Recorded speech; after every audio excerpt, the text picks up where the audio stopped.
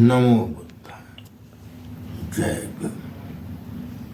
हिंदी साहित्य में शील लेखक माने जाने वालों में एक नाम है, वो नाम है मुद्रा राक्षस। मैं भी भ्रम में इन्हें इसी श्रेणी का मान बैठा था, प्रगतिशील श्रेणी का लेखक राक्षस को। लेकिन यह क्या, यह तो एक नंबर का मक्कार आदमी निकला। क्यों कह रहा हूं, आगे देखिए। इस लेखक का राष्ट्रीय सहारा का 10 जून 2012 में प्रकाशित एक लेख पढ़ा। 10 जून 2012 यानी जब मायावती सरकार गई और सपा की सरकार आई, उस समय इसका एक लेख मैंने देखा। शीर्षक था, उसमें शीर्षक क्या था, क्या बुद्ध हिंसक थे? यही शीर्षक था इस लेखक का। क्या बुद्ध हिंसक थे? आगे ये लिखता क्या है,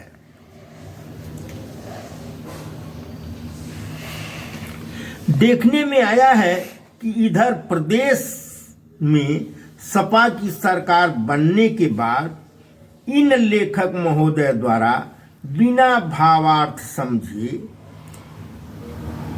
किसी भी विषय पर विचार प्रकट करना तथा गलत शब्दों का प्रयोग किया जाना आम बात है।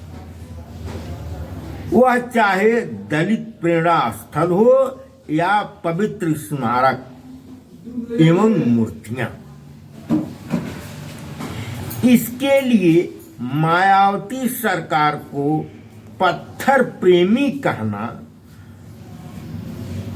कि सरकार जाने पर खुशी जाहिर करना तथा बुद्ध के साथ हिंसक शब्द जोड़ना इसके नमूने हैं।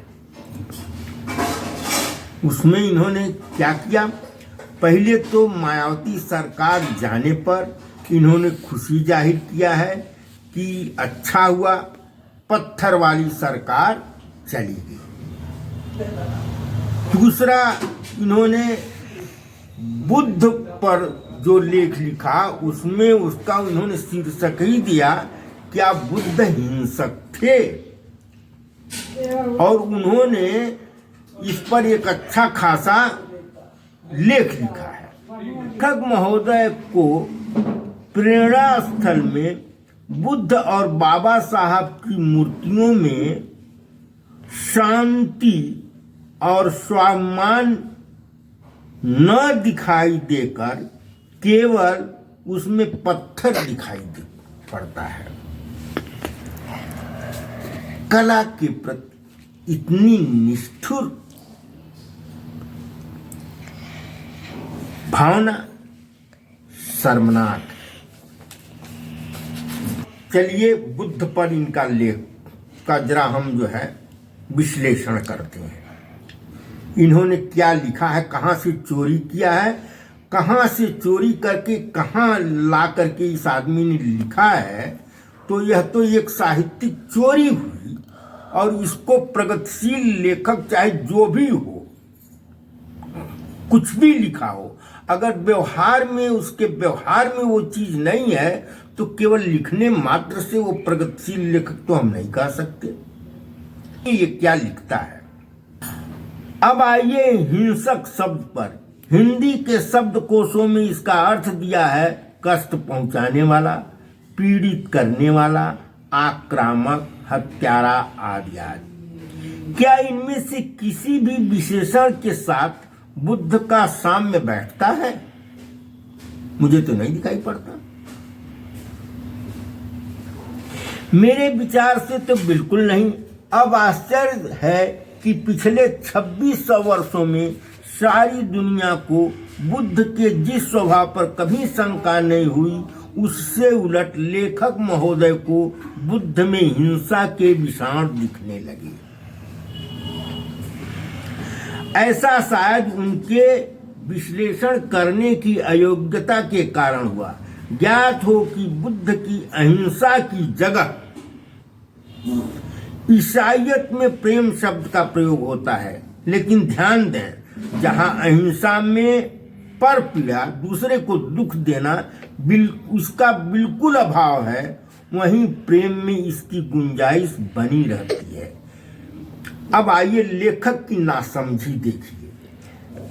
कहीं से उठाया दृष्टांत और कहीं लाकर के जोड़ दिया। वास्तव में यह जो बुद्ध को जो हिंसक बता रहा है, जो प्रकरण बता रहा है, वह प्रकरण यज्ञवाल और गार्गी के बीच का प्रकरण है, जिसको यह अम्बस्ट और बुद्ध के पास लाकर के चस्पा कर दे रहा है। आगे देखिए कि अम्बस्ट माणवक और बुद्ध के बीच में जो वार्तालाप हुई है, उसका ये विवरण दे रहा है। यह कि अम्बस्ट माणवक का वृत्तांत मध्यम निकाय में न होकर सुत्त पिटक दिग्ध निकाय में है, जिसको ये मध्यम निकाय बता रहा है। तो पहले तो यही गलती कर बैठा। देखें पाली साहित्य का इतिहास, पेज 24 से 25, महापंडित राहुल सांकृत्यायन। साहित्य का इतिहास महापंडित राहुल सांकृत्यायन की पुस्तक है। दूसरा, अम्बस्ट ने बुद्ध के तर्क को स्वीकार किया, न कि चुप रहा, जैसा कि ये लेखक बता रहा है। उसमें वही पाली साहित्य का इतिहास महापंडित राहुल का, उसमें पढ़िए, देखिए क्या लिखा है।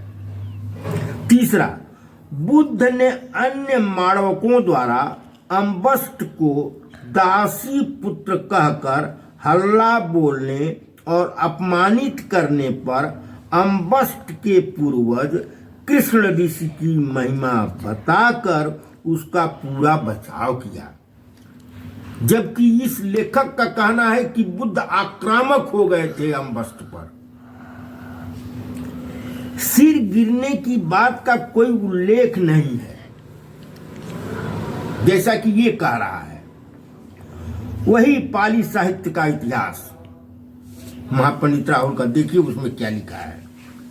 लगता है कि लेखक ने बृहदारण्यक उपनिषद के गार्गी याज्ञवल्क्य उद्धरण ईसा पूर्व 650, जिसमें याज्ञवल्क्य ने गार्गी को चेतावनी दी थी कि, क्या चेतावनी दी थी कि तेरा सिर गिर जाएगा गार्गी यदि आगे प्रश्न किया तो।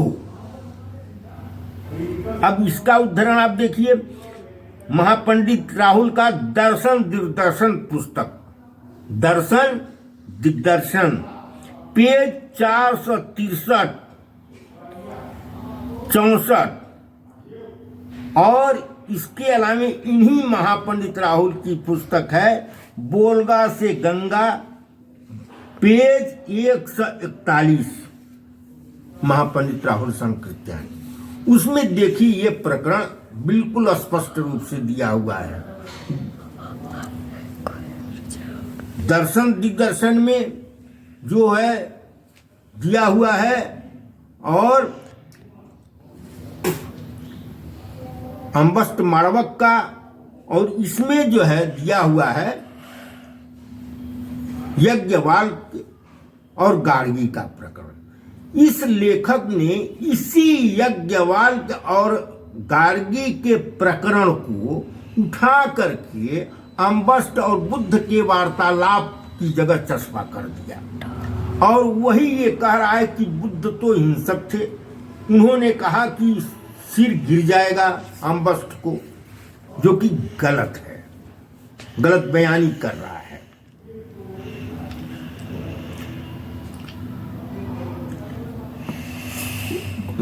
हाँ, भूल से अम्बस्ट बुद्ध के वार्तालाप में चस्पा कर दिया, भूल से या जानबूझकर, चोरी करके इसने ये लिखा। कहीं का प्रकरण कहीं लाकर के जोड़ दिया। हाँ, बुद्ध की अहिंसा में हठवाद एवं डरपोकवाद नहीं है, लेकिन तीक्ष्ण तर्कशीलता, अन्याय का मुख्य विरोध, समझौतावाद नहीं और निडरता जरूर है। प्रस्तुत है बुद्ध से संबंधित कुछ प्रकरण।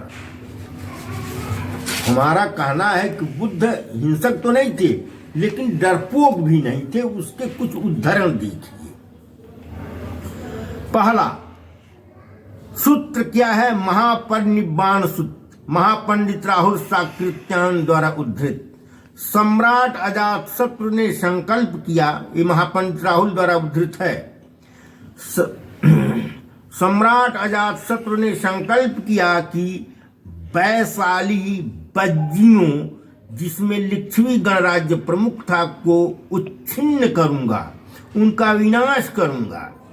अपने इस मंतव्य से बुद्ध को अवगत कराने के लिए उसने अपने मंत्री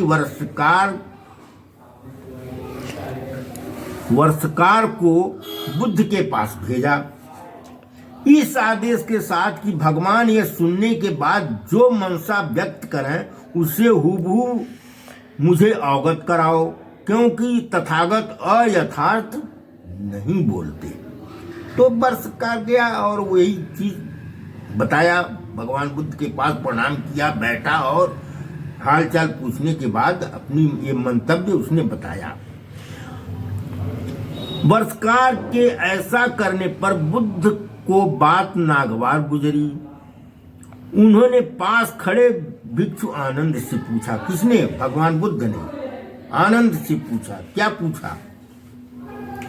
आनंद, क्या तुमने सुना है कि पहला, बज्जी सम्मत के लिए बराबर बैठक करते हैं, दूसरा, बज्जी एक हो करणीय को करते हैं, तीसरा, बज्जी अप्रज्ञप्त यानी गैर कानूनी को प्रज्ञप्त नहीं करते, चौथा, बज्जी संघ में जो वृद्ध हैं उसका आदर करते हैं, उनकी बातें सुनते हैं, उनके सुझावों को महत्व देते हैं, पांचवा, वे कुल कुमारियों को जबरदस्ती छीनकर घर नहीं बसाते, छठवां, नगर के भीतर जो चैत्य पूजा स्थल है उसके प्रति श्रद्धा भाव रखते हैं, सातवां, बज्जी लोग अरहतों की धार्मिक रक्षा करते हैं ताकि अरहत राज्य में आए और बिहार यानी धर्म प्रचार करें।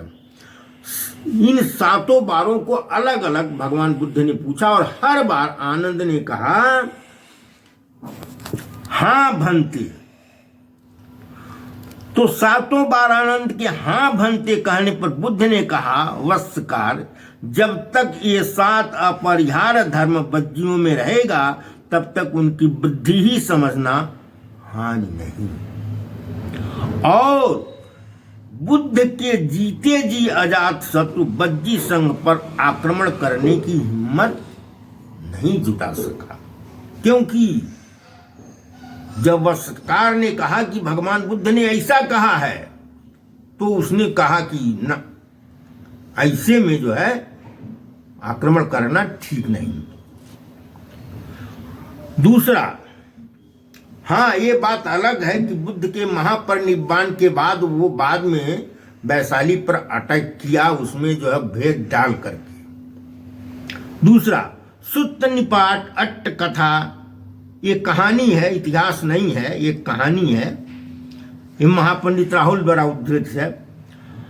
आलवक यक्ष के क्रोधयुक्त धमकी पर पलट बुद्ध ने कहा था, बुद्ध आलवक ने कुछ धमकी दिया बुद्ध को, तो बुद्ध ने उससे पलट करके कहा, मित्र, मुझे इस लोक में कोई ऐसा नहीं दिखाई देता जो मुझे पागल बना दे, मेरा हृदय फाड़ डाले या मुझे पांव से पकड़कर नदी के उस पार फेंक दे।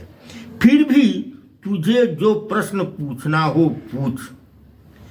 यह अट्ट कथा ऐतिहासिक भले न हो, लेकिन कथाकार की लेखनी से बुद्ध के निर्भय व्यक्तित्व की स्पष्ट झलक तो मिलती ही है। तीसरा, भगवान के प्रतीत्य समुत्पाद के नियम के संबंध में सात्विक केवट पुत्र भिक्षु की ऐसी बुरी धारणा उत्पन्न हुई। कौन सी धारणा उत्पन्न हुई?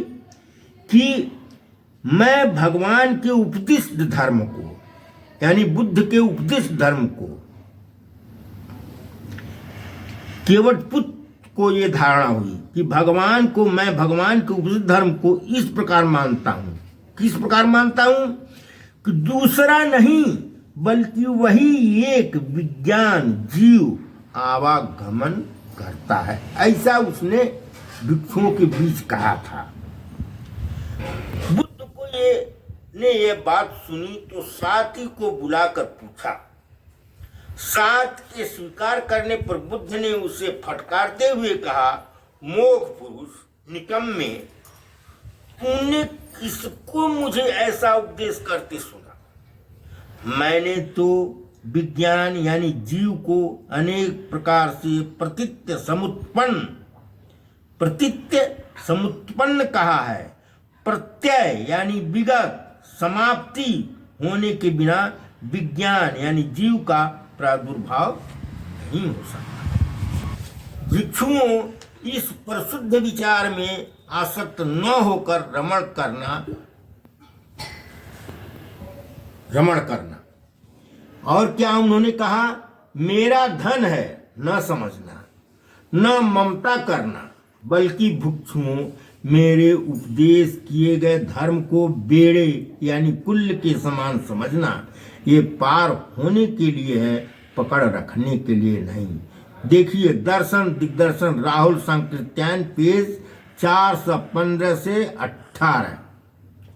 चौथा, केशपुत्र ग्राम के कलामों को उपदेश देते हुए बुद्ध ने कहा था, कालामों, कोई बात मत तुम श्रुत यानी सुने वचनों से, वेद के कारण, मत तर्क के कारण से, मत नए हेतु से, मत व्यक्ति के आकार विचार से, मत अपने चिर परिचित मत के अनुकूल होने से, मत वक्ता के भव्य रूप होने से, मत मतलब नहीं, श्रमण हमारा गुरु है इसलिए मानो, बल्कि तुम खुद ही जानो कि ये धर्म अच्छे अदोष विज्ञों से अनिंदित है। यह लेने ग्रहण करने पर हित सुख के लिए होगा, तभी कालामों तुम इन्हें स्वीकार करना।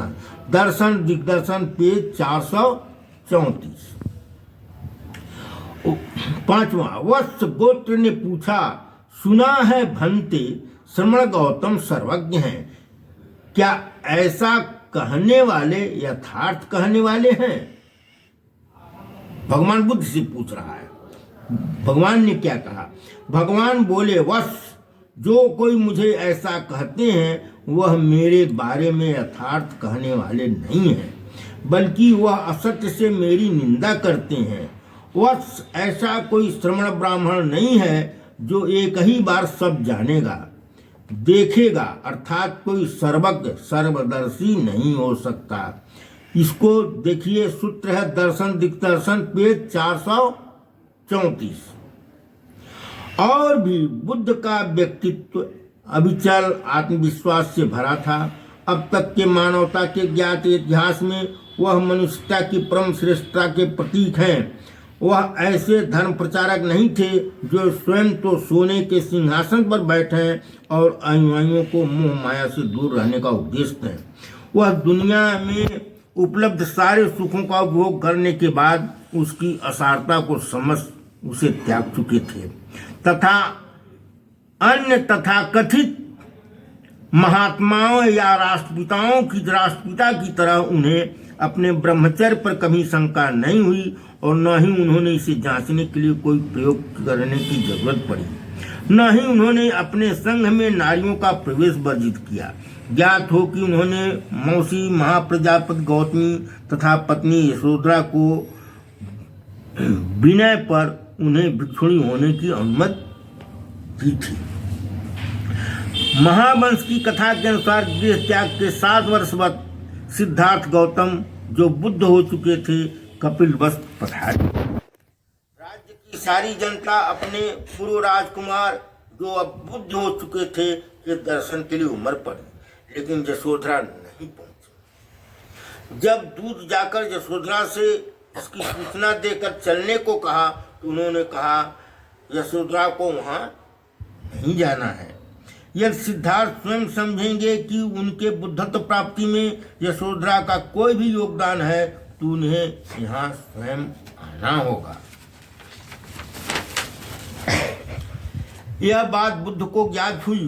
उन्होंने अपने शिष्यों सारिपुत्र और मौदगल्यायन से यशोधरा के पास चलने को कहा। सारिपुत्र ने आपत्ति की कि भगवान ऐसा करने पर आने वाले युग में लोग कहेंगे कि बुद्ध भी अपनी पत्नी के मोह से विरक्त नहीं हो पाए थे। बुद्ध ने कहा, सारिपुत्र, मैं यह उलाहना सह लूंगा, लेकिन यशोधरा के अनुरोध को अस्वीकार नहीं कर पाऊंगा। यदि यशोधरा का सहयोग नहीं मिला होता तो सिद्धार्थ बुद्ध नहीं हो पाते। आखिर बुद्ध यशोधरा के पास अपने शिष्यों के साथ गए। अन्यत्र जगहों पर तो हमने देखा है कि अपने व्यक्तित्व को महान बनाए रखने के लिए पुरुषोत्तम तक ने अपनी निरीह निर्दोष पत्नी को वनवास देने से भी नहीं हिचके।